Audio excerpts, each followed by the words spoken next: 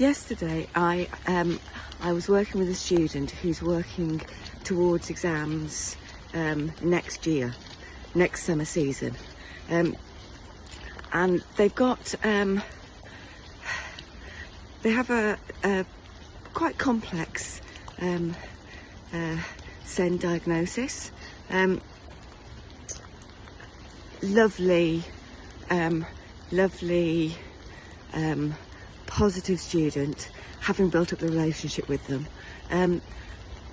really wants to do well, knows that they have difficulties at home, but those difficulties are that they sometimes don't get the parents, and the parents sometimes don't get them. So it's just it's a communication thing, isn't it? The student can only, the young person can only respond, can only understand as much as the life experience that they've had so far gives them.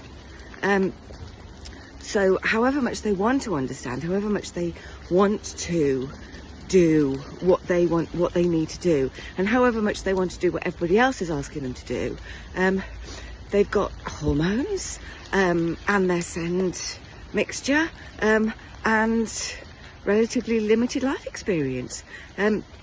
So they know that they've got a problem, but they don't really know how to fix it, don't know how to deal with it. And so often with teenagers, so often communication becomes less, doesn't it? How did school go today? And it's yes, yeah, okay at best. I think it's often simply the teenage years. So yes, they know that there's a problem, they know that there's an issue, and for them it's kind of every day, because it isn't getting solved.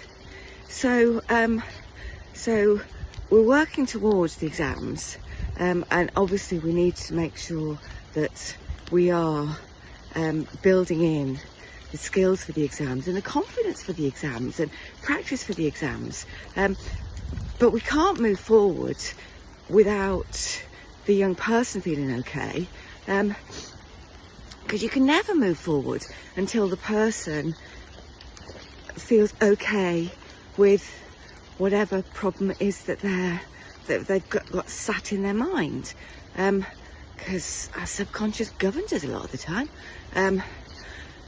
So we worked on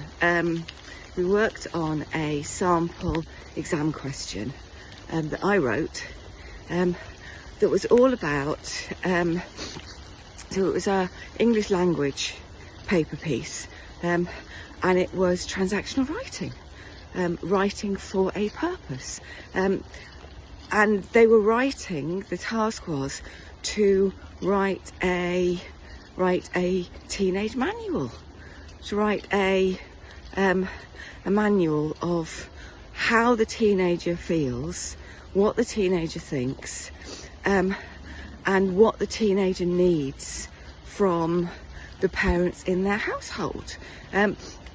So we worked through all sorts of marvellous sentences about the sorts of things that can happen at home, and then, because they'd got into a really positive zone with it, they said that they wanted to put in some scenarios. Brilliant idea. That's the sort of stuff that will get you much closer to a 9 grade, if a 9 grade is what you're aiming for. So yeah, so they started writing scenarios, and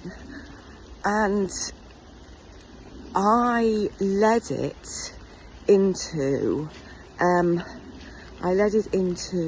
our RYTC vibe, because as we know, Education Selection Box partners up with RYTC and Go Education. So the whole creative thinking, the whole creative vibe, the whole creative steps for solving problems.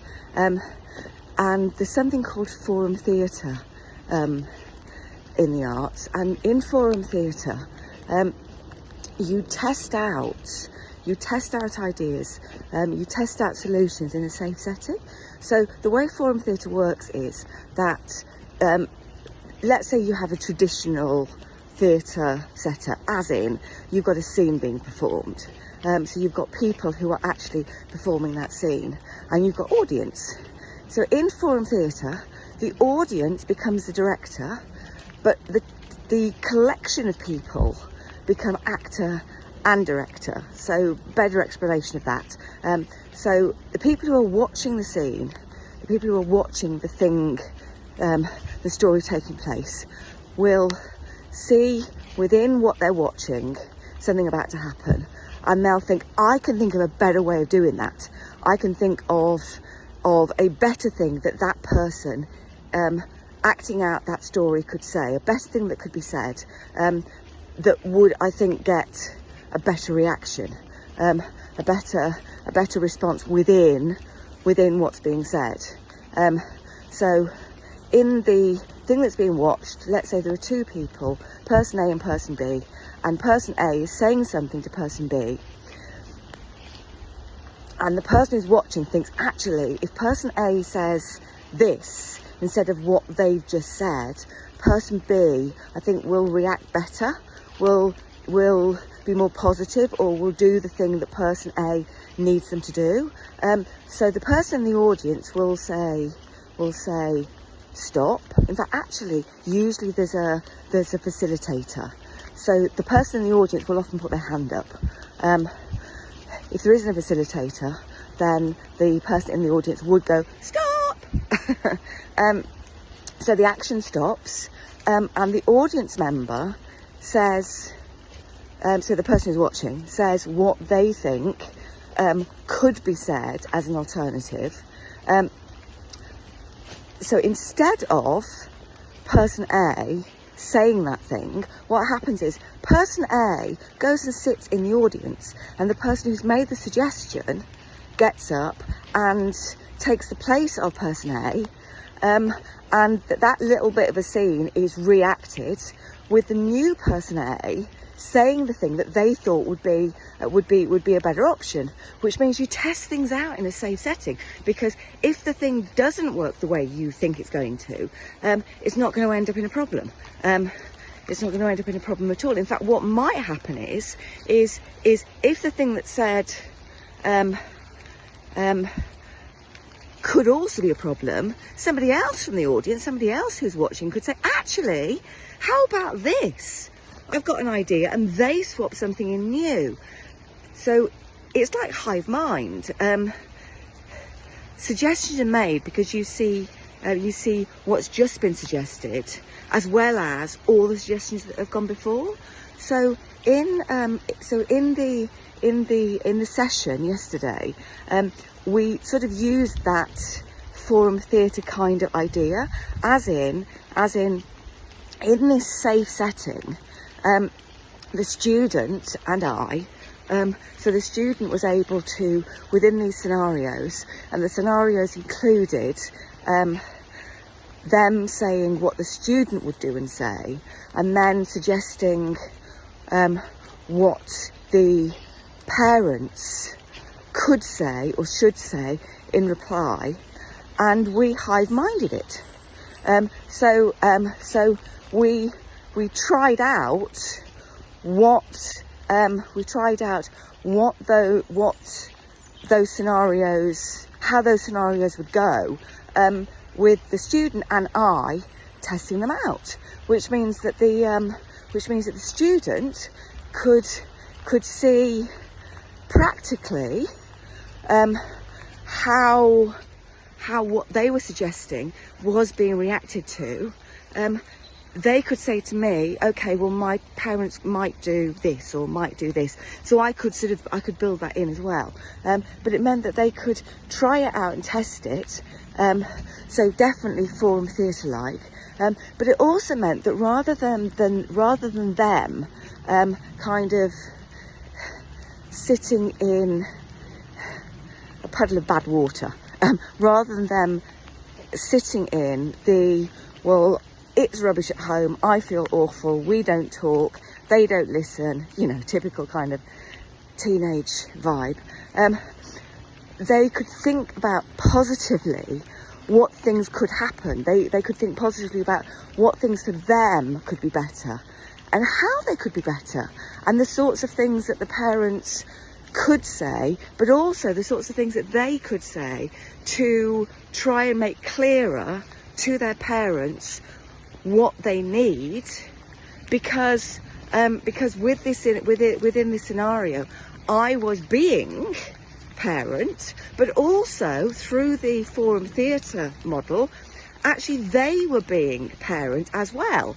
So they could start thinking and seeing from the parent's point of view, and we talked that through. Now the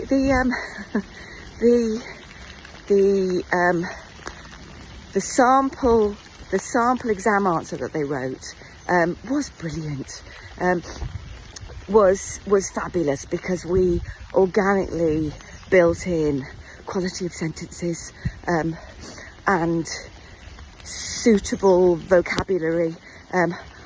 I do a lot of keep it simple and say what you mean, because if you try and crowbar in there, push in there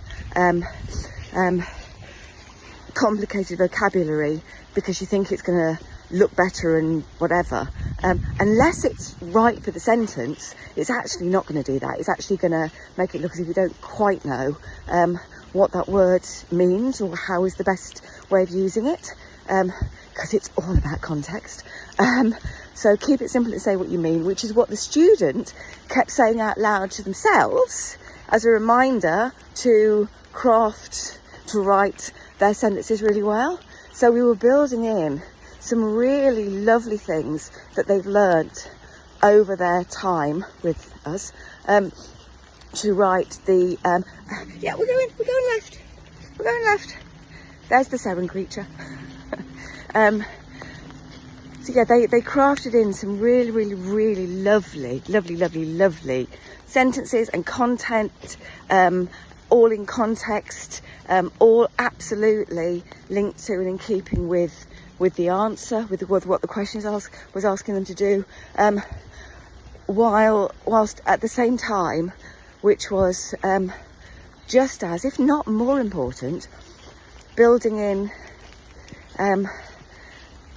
a bridge to help them to step forward with their home and everyday vibe, because mentoring and being a bit of a therapist and being a bit of a counsellor, being a bit of a professional friend, it's all so important to be in there, to be able to spot what the gaps are, to be able to see, okay, well, yeah, you need that stepping stone, you need that connection of stepping stones, so that you can progress. So the student was really pleased at the end, was really pleased about what they produced, about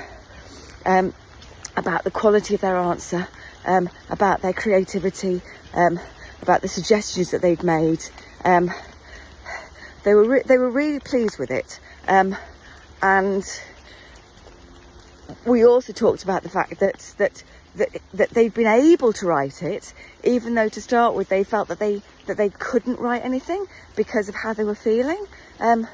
So it was a lovely blend of different styles, different methods, different tools, partnership in action, and them nailing it, them absolutely nailing it, and being a jolly happy bunny by the end.